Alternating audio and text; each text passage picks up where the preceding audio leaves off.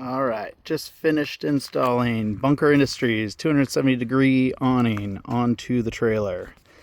I had been using the ARB awning that I normally have on my car, and I'd put it on and off depending on what vehicle I was camping with. Well, I decided it's time to not have to go back and forth. So this one, I love it. It's 270 degrees. So it comes all the way over here. It's held open with these straps, so you can basically put anywhere. I just put it around the spare tire, and that one on the main. It's got these quick disconnects here, so it makes it real easy to open it up and just clip it. I don't have the wire ran right now, but it also has lights, integrated lights into the channels here.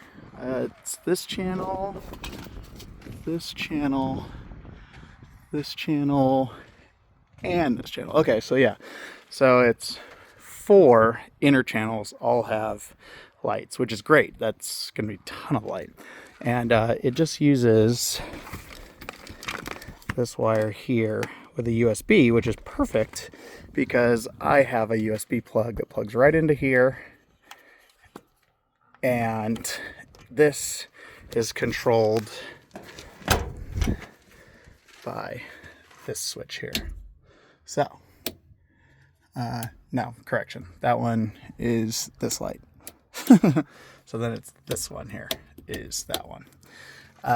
Anyways, as you can see though, the nice thing is now my door is covered too.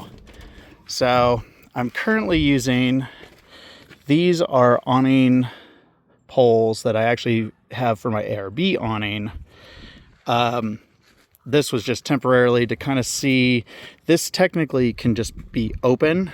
I don't like how unsecure that is. I prefer, especially when unknown winds, to have something. So these just pop into a hole right here, and then you just adjust it, and then you use some like guy lines to just pull down. So I have a set of 4 coming for this awning, which will go 1, 2, 3, and 4, because the far out 2 are basically held down with the straps. So I figure at least if I support the inner 4, that should be more than enough. And then the whole thing folds down and zips shut, and it's nice and out of the way. I'll take some photos of that after I close it. But this is great. This is fantastic. So